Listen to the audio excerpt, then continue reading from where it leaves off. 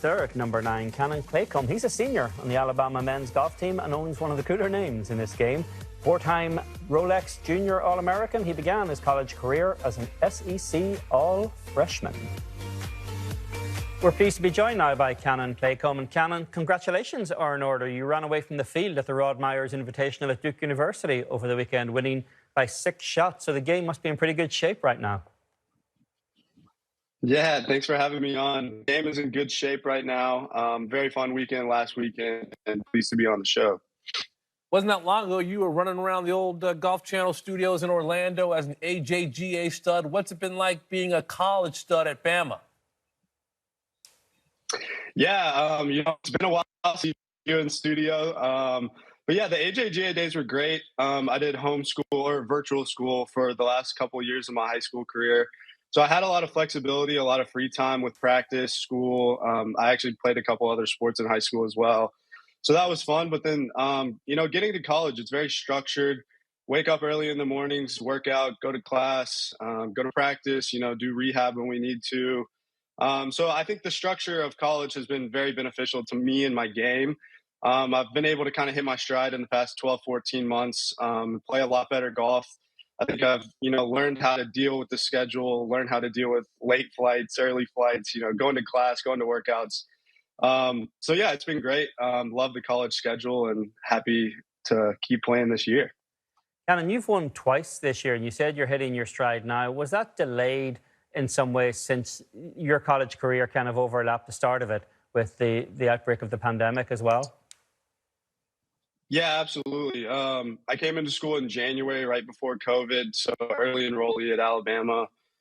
Played well in the first 2 events, and then we got back from Mexico, which was our second event, and the whole world shut down for about 12 months. So I think that time period for me, I honestly didn't play a ton of golf throughout COVID. Kind of just fished and hung out a little bit, but I think, now that we've been back and everything's kind of normalized a little bit more, I've really started to get back into golf, and I really found a passion for golf again, after COVID. I started to love the game more and more again, and wanted to just, play really good golf. I made that my main focus. And so, now that we're kind of getting out of it, I'm playing really good golf. I feel like I'm, hitting my strides, and it's good to be back. Yeah, that passion is converted into some big-time wins, 6-shot wins, 7-shot wins. I read where you said sleeping on a 6-shot lead is harder than sleeping on a 1-shot lead. What did you mean? Just personally for me, the Water Sound Invitational, which is the one I had the 6-shot lead at, we were staying close to the course, and I had a 6-shot lead, throughout most of the second day.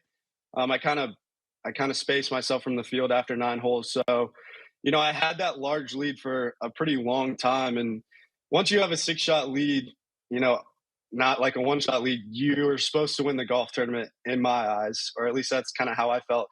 And that was my first time really having a 36-hole lead in a college event too. So that was a new, space for me. I'd won in junior golf, but in college golf, I talk about it all the time. These guys are so good.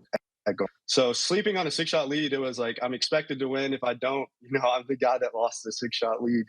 So it was kind of scary sleeping on it. But, I had my assistant coach walking with me that day. He helped a lot. Once I got through the first hole, it was like business as usual. Yeah, it was terrifying sleeping on the 6-shot lead at first.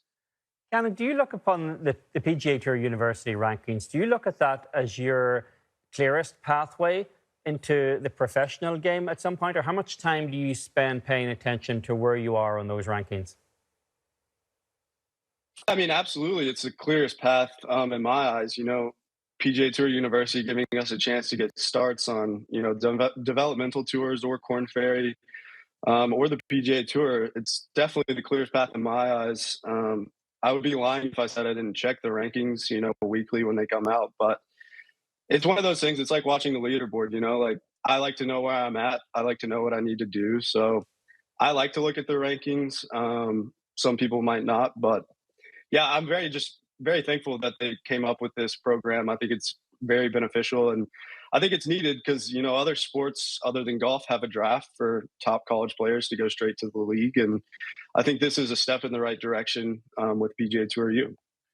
Ken, I want to leave you with this. I understand you're an avid fisherman. I used to fish back in the day with my dad, my uncle, with, you know, bluegill, trout, bass. You know, we'd use salmon eggs as bait. Give me a perfect day on the water for you.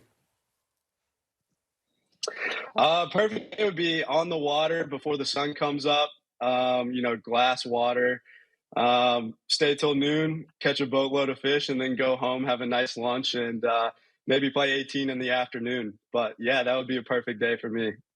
Sounds pretty good. I might have to join you on one of those outings, at least for the fishing part. You wouldn't want to see my golf. Ken, congrats on all your accomplishments. Thanks for a few minutes. We'll speak to you down the road. Thank you, guys. Roll